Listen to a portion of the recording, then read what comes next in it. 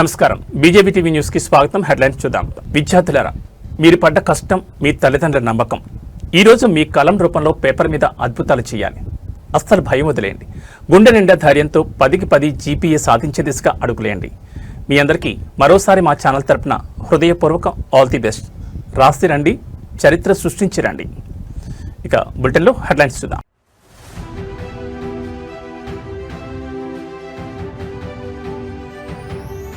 ఢిల్లీలో సీతక్క వినతి. అంగన్వాడీ సిబ్బంది వేతనాలు పెంచాలని కేంద్ర మంత్రికి విన్నపం.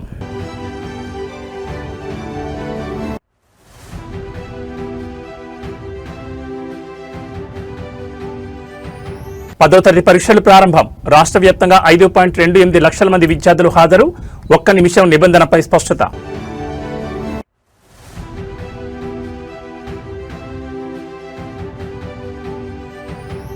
హైదరాబాద్ కు గ్యాస్ కష్టం. ఇరానీ చాయ్ హోటళ్లు బంద్. బిర్యానీ సెంటర్లలో కట్టెల పొయ్యిలు, సామాన్యుల తిప్పలు.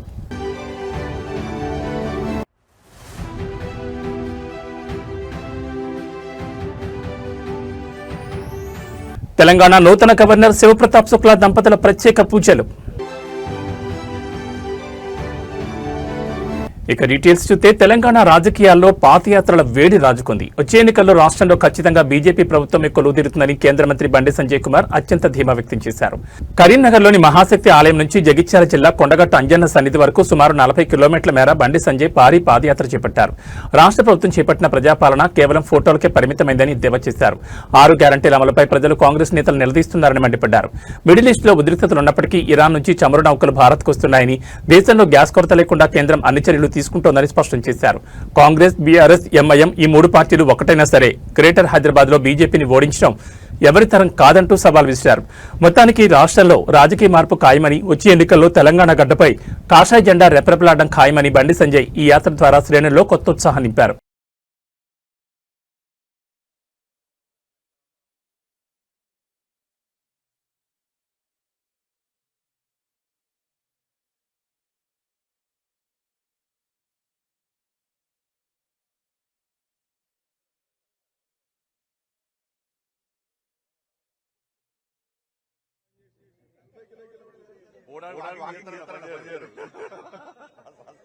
టార్గెట్ ఎన్నుకున్నాడా? సరేనా?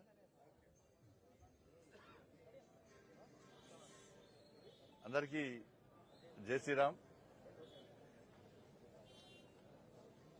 మొన్న గతంలో జరిగినటువంటి స్థానిక సంస్థల ఎన్నికలు, గ్రామ పంచాయతీ ఎన్నికలు కానీ, మున్సిపల్ ఎన్నికలు కానీ, కార్పొరేషన్ ఎన్నికల్లో భారతీయ జనతా పార్టీ అభ్యర్థులుగా గెలిచినటువంటి ఆ అమ్మవారి, ఆ స్వామివారి ఆశీర్వాదంతో గెలిచినటువంటి, ప్రజల ఆశీర్వాదంతో గెలిచినటువంటి మా గౌరవ ప్రజాప్రతినిధులందరూ కూడా కొండగట్టు అంజన్న దర్శనం కోసమని వస్తామని చెప్పి ఆ రోజే మొక్కోవడం జరిగింది. ఆ తల్లి దయతోని, ఆ స్వామివారి ఆశీర్వాదంతో, ప్రజల ఆశీర్వాదంతో, కార్యకర్తల కృషితోని అనేక మంది, గతంలో ఎన్నడూ లేని విధంగా అనేక మంది ప్రజాప్రతినిధులు వాళ్ళ విజయం సాధించడం జరిగింది. వార్డు మెంబర్లు కానీ, ఉప సర్పంచ్లు కానీ, సర్పంచ్లు కానీ, కౌన్సిలర్లు కానీ, కార్పొరేటర్లు కానీ, మేయర్ గారు కానీ, డిప్యూటీ మేయర్ గారు కానీ అందరూ గెలిచినటువంటి ఈ శుభ సందర్భంలో ఆ మొక్కు తీర్చుకోవడానికి ఈరోజు కరీంనగర్లోని నేను నమ్ముకున్న, నన్ను ముందు నడిపే, ఆ తల్లి దయతో ముందు నడిచేటువంటి నా తల్లి మహాశక్తి అమ్మవారి యొక్క సన్నిధానం నుంచి చాలా శక్తివంతమైన దేవాలయం, కోరిన కోరికలు తీర్చేటువంటి సన్నిధానం అటువంటి కొండగట్టు అంజన్న స్వామి దేవాలయం వరకు కూడా ఈ పాదయాత్ర నిర్వహించాలని చెప్పి నిర్ణయించుకున్న సందర్భంలో ఈ రోజు ఆ యాత్రను ప్రారంభిస్తున్నాం. ఇది రాజకీయాలతో ముడిపడి ఉన్నటువంటి యాత్ర కాదు. ఇది ఒక మొక్కును తీసుకోవడానికి తీసుకున్నటువంటి యాత్ర. ఒక మంచి ఆలోచనతో ఒక సంకల్పం తీసుకున్నాం. సమాజ సేవ చేయాలి, దేశ సేవ చేయాలి, ధర్మరక్షణ చేయాలని చెప్పి ఒక సంకల్పం తీసుకుని స్వామివారి కరుణా కటాక్షలతో ఎన్నికల్లో పోటీ చేసినాం. ఇలా వారి దయతో ఇలా విజయం సాధించినాం కాబట్టి ఆ మొక్కు తీసుకోవాల్సిన అవసరం ఉంది కాబట్టి ఈరోజు అంజన్న యాత్ర కోసం పోతున్నాం ఇవాళ. గతంలో కూడా పార్లమెంట్ సభ్యునిగా మొదటిసారి గెలిచినప్పుడు కూడా నేను యాత్ర చేయడం జరిగింది. కాబట్టి ఈ యాత్రను విజయవంతం చేయడానికి ఇలా వేలాదిగా కార్యకర్తలు తరలి వస్తున్నారు. ఇవాళ కొత్తపల్లి, రేకొట్టి, పూడూరు, కురిక్యాల, వెదుర, గంగాధర అంతా కూడా మంజాల అంతా కూడా వారు ఆ ప్రాంతాల నుంచి వాళ్ళు యాడ్ అవుతా ఉంటారు. వాళ్ళు ఎవరికి రావద్దని చెప్పినాం. కాబట్టి 10th ఎగ్జామ్స్ కూడా ఉన్నాయి. నిన్న మీడియా కూడా ఇవ్వడం జరిగింది. 10th ఎగ్జామ్స్ పిల్లలు కూడా ఏ ఇబ్బంది కాకుండా ఉండాలని ఆశతో క్రమశిక్షణతో మీడియా, పోలీస్ అధికారుల యొక్క సహకారంతో ఈరోజు ఈ యాత్రను ప్రారంభిస్తున్నాం. మరి మీరందరూ కూడా సహకరించాలని చెప్పి మీ అందరికీ కూడా విజ్ఞప్తి చేస్తూ అంజన్న స్వామి ఆశీర్వాదంతో, మా తల్లి మహాశక్తి అమ్మవారి ఆశీర్వాదంతో, మోడీ గారు ఇచ్చినటువంటి స్ఫూర్తి, నితిన్ నబీన్ గారి యొక్క ఆదేశము, రాష్ట్రంలో రామచంద్ర గారి యొక్క నేతృత్వము, ఇవన్నీ ఈరోజు ఈ విజయ పరంపర కొనసాగిస్తున్నాం. రాబోయే రోజుల్లో కూడా ఆ తండ్రి ఆశీర్వాదం అందరి మీద ఉండాలని చెప్పి మనస్ఫూర్తిగా కోరుకుంటూ ఈ యాత్రకు మీరు సహకరించాల్సిందిగా కోరుతా ఉన్నాం. కొండగట్టుకు ఏపీ నుంచి పవన్ కళ్యాణ్ మినహా బీజేపీ ప్రభుత్వం కేంద్రంలో ఉన్న ప్రభుత్వం కానీ మీరు కానీ ఏం చేయలేదని ఆరోపణలు ఉన్నాయి కదా. ఆంధ్రప్రదేశ్ లో ఉన్నది ఎన్డీఏ ప్రభుత్వం. ఆంధ్రప్రదేశ్ లో ఉన్నది భారతీయ జనతా పార్టీ, తెలుగుదేశం పార్టీ, జనసేన ప్రభుత్వం. డబుల్ ఇంజన్ సర్కార్ ఆంధ్రప్రదేశ్ లో ఉంది కాబట్టే ఆంధ్రప్రదేశ్ నుంచి నిధులు కొండగట్టుకు వచ్చినాయి. కాబట్టి ఇక్కడ కూడా నెక్స్ట్ వచ్చేది డబుల్ ఇంజన్ సర్కారే. కాబట్టి కొండగట్టును తిరుమల తిరుపతి దేవస్థానం తరహాలో అభివృద్ది చేస్తాం. అక్కడ దీక్ష చేసుకున్న స్వాముల దీక్ష విషయంలో గాని, మాల విరమణ విషయంలో గాని, ఆంజనేయ స్వామి జయంతి సందర్భంగా గాని, ఇతరత్ర విషయంలో గాని, మంటపం గాని, నిరంతర భోజనశాల గాని, అక్కడ గిరి ప్రదక్షిణ విషయంలో గాని, నీటి సౌకర్యం విషయంలో గాని, కళ్యాణ మండపం విషయంలో గాని, గెస్ట్ హౌస్ల విషయంలో గాని, అన్ని విషయాల్లో ఒక బ్రహ్మాండమైన ప్లాన్ తోని మేము ముందుకు వస్తాం. ఇలా విమర్శించే వాళ్ళు 10 సంవత్సరాల అధికారంలో ఉన్నారు. ఒక్క పైసా ఇవ్వలే, 100 కోట్లు ఇస్తాం, 200 కోట్లు ఇస్తాం, 500 కోట్లు ఇస్తామని చెప్పిన వ్యక్తులు, కొండగట్టుకు వచ్చి మొక్కులు తీసుకున్న వ్యక్తులు, కానీ ఆంజనేయ స్వామికి ఇచ్చిన మొక్కులు మాత్రం తీర్చుకునే పరిస్థితులు లేరు. ఈ ప్రభుత్వం వచ్చి 2 సంవత్సరాలే ఒక్క పైసా ఇవ్వలే. కాబట్టి అక్కడ ఇచ్చింది ఎన్డీఏ ప్రభుత్వం ఇచ్చింది, ఎన్డీఏ ప్రభుత్వం ఉంది. ఇక్కడ కూడా నెక్స్ట్ ప్రజలు అదే కోరుకున్నారు, డబుల్ ఇంజన్ సర్కార్ వస్తేనే ఇవాళ కొండగట్టు గాని అభివృద్ధి చెందుతాయని చెప్పి ఒక ఆలోచన రావాలి. తప్పకుండా మేము దానికి అన్ని రకాలుగా ఒక ప్లాన్ తో ఉన్నాం.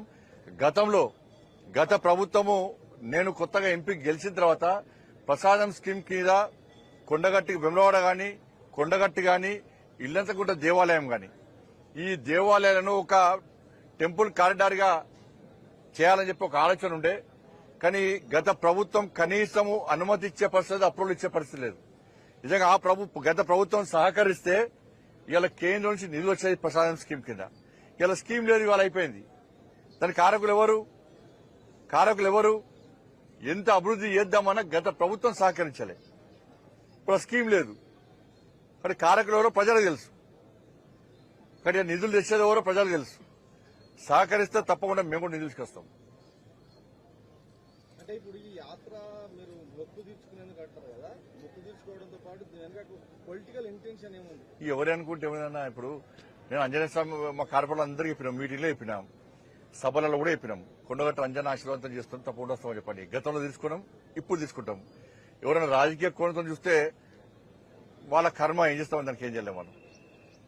వాళ్ళు కూడా దేవుడు కరుణించాలని చెప్పి వాళ్ళు కూడా యాత్ర చేసే శక్తిని, సామర్థ్యాన్ని, ఆలోచన కల్పించాలని చెప్పి ఆంజనేయ స్వామి వేడుకుంటున్నాను. ధన్యవాదాలు. దాంతోపాటు కాంగ్రెస్ పార్టీ మొన్న జరిగినటువంటి కవంపల్లి సత్యనారాయణ గారికి ఎస్సీసీఎల్ రాష్ట్ర అధ్యక్షునిగా నియమితులందుకు వారికి మా తరఫున హృదయపూర్వక శుభాకాంక్షలు. దురదృష్టం ఏంటంటే నిన్న గాంధీ భవన్ లో నిర్వహించిన సభలో తుంగతుర్తి ఎమ్మెల్యే ఆయన ఎంత మూర్ఖుడంటే, ఎంత ఫాల్తు మాటలు మాట్లాడినంటే, ఈ భాష మాట్లాడుతున్నంటే అర్థం చేసుకోండి. వాళ్ళ రాష్ట్ర ముఖ్యమంత్రి కాంగ్రెస్ అంటే ముస్లిం, ముస్లిం అంటే కాంగ్రెస్. ఎస్, ఇలా యథా రాజా తదా ప్రజ. ఇలా ముఖ్యమంత్రి బాటలు నడుస్తున్నట్టున్నారు కాంగ్రెస్ పార్టీ నాయకులు. ఇలా ఎంఐఎం పార్టీ నాయకులు గతం గట్టేసిరు. ఇలా ఎన్టీఆర్ ఘాట్ కూల్చేస్తాం, పీవీ గార్డు కూల్చేస్తామంటే ఇలా ఎంఐఎం పార్టీని బీఆర్ఎస్ పార్టీకి బొందబెట్టిన విషయాన్ని గుర్తుంచుకోవాలి. 15 నిమిషాలు సమయం ఇస్తే నరికి చంపుతానే ఎంఐఎం పార్టీని మొత్తం ఎక్కడ కూడా భూస్థాపన చేసిన విషయాన్ని గుర్తుంచుకోవాలి. రెడ్డి అయినా రావైనా ఎవ్వలైనా కూడా మా కాళ్ళ కిందకి వచ్చి పడి ఉండాల్సిందే అని చెప్పి ఎంఐఎం పార్టీ అంటే కూడా సిగ్గు లేకుండా, పౌరుషం లేకుండా, రేషం లేకుండా, రోషం లేకుండా వాళ్ళ మోచేతి నీళ్లు తాగే కాంగ్రెస్ బీఆర్ఎస్ పార్టీ నాయకులారా, మీ నాయకుల వివరశాలి ఫస్ట్ మార్చుకోండి. ఫస్ట్ అంత వేదిక మీద అర్చకులను పిలిపించి, బ్రాహ్మణత్వం పిలిపించి వాళ్ళు స్పష్టంగా ఆశీర్వాదం ఇస్తుంటే ఇలా హిందూ ధర్మం గొప్పతనం, సర్వే జన సుఖినోభవంతు అని చెప్పి ప్రతి వ్యక్తి, ప్రతి ప్రాణి సుఖ సంతోషాలతో ఉండాలని కోరుకునే ధర్మమే నా హిందూ ధర్మం. గాడ్ బ్లెస్ యూ కాదు, సర్వే జన సుఖినోభవంతు. ఇది నా హిందూ ధర్మం యొక్క గొప్పతనం. కానీ మూర్ఖునికి ఏం రాదే, బ్రాహ్మణోత్సవంలో ఆశీర్వాదం తెలియదే, అక్కడ వేదికమైన నాయకులకు సిగ్గుండాలి. తెలంగాణ వ్యాప్తంగా నేటి నుంచి 10వ తరగతి వార్షిక పరీక్షలు ప్రారంభమయ్యాయి. రాష్ట్ర వ్యాప్తంగా లక్షలాది మంది విద్యార్థులు తమ భవిష్యత్తుకు తొలిమెట్టని ఈ పరీక్షలకు హాజరవుతున్నారు. పరీక్షా కేంద్రాల వద్ద సందడి నెలకొనగా అధికారులు అన్ని ఏర్పాట్లు పూర్తి చేశారు. ఉదయం 9:30 నుంచి మధ్యాహ్నం 12:30 వరకు పరీక్షలు జరుగుతాయి. మొత్తం 5,28,239 మంది విద్యార్థులు పరీక్ష రాయనున్నారు. రాష్ట్ర వ్యాప్తంగా 2,676 కేంద్రాలను ఏర్పాటు చేశారు. ఎలాంటి అవకతవకలు జరగకుండా 144 మంది ఫ్లయింగ్ స్క్వాడ్లను రంగంలోకి దించారు. విద్యార్థులు పరీక్షా కేంద్రానికి అరగంట ముందే చేరుకోవాలి. అయితే ట్రాఫిక్ లేదా ఇతర ఇబ్బందుల దృష్ట్యా 5 నిమిషాల వరకు ఆలస్యమైన అనుమతిస్తామని అధికారులు వెల్లడించారు. ఈ పరీక్షలు నేటి నుంచి ప్రారంభమై ఏప్రిల్ 16వ తేదీ వరకు కొనసాగుతాయి. విద్యార్థులు ఎటువంటి భయాందోళన లేకుండా ప్రశాంతంగా పరీక్షలు రాయాలని విద్యాశాఖ కోరుతోంది. పరీక్షా కేంద్రాల వద్ద 144 సెక్షన్ అమల్లో ఉంది. విద్యార్థులందరికీ మా ఛానల్ తరపున ఆల్ ది బెస్ట్.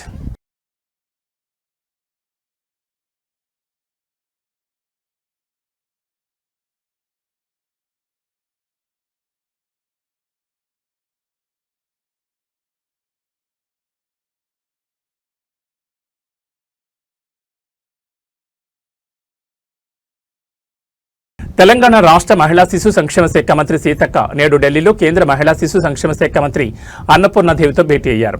రాష్ట్రంలోని సంక్షేమ పథకాలు, నిధుల విడుదలపై ఈ సమావేశంలో కీలక చర్చలు జరిగాయి. 3 ఏళ్లలోపు పిల్లల సంరక్షణ కోసం ఏర్పాటు చేసిన పాలనా కేంద్రాల్లో పనిచేసే సిబ్బందికి గౌరవ వేతనాలు పెంచాలని మంత్రి సీతక్క కేంద్రానికి విజ్ఞప్తి చేశారు. ములుగు జిల్లాకు ప్రత్యేకంగా 10 కోట్లు కేటాయించినందుకు కేంద్ర మంత్రికి సీతక్క ఈ సందర్భంగా కృతజ్ఞతలు తెలిపారు. రాష్ట్రానికి వివిధ కేంద్ర పథకాల కింద రావాల్సిన నిధులను త్వరితగతిన విడుదల చేయాలని కోరారు.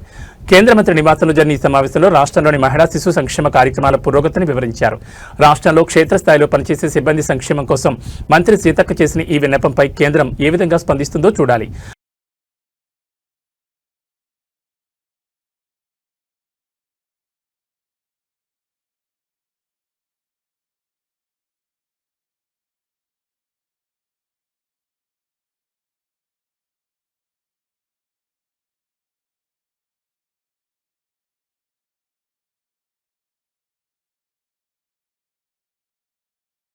విశ్వనగరం హైదరాబాద్ లో ఇప్పుడు ఎన్నడూ లేని విధంగా వింత పరిస్థితి నెలకొంది. రుచుల నిలయమైన మన భాగ్యనగరం ఇప్పుడు గ్యాస్ కష్టాలు చిక్కుకుంది.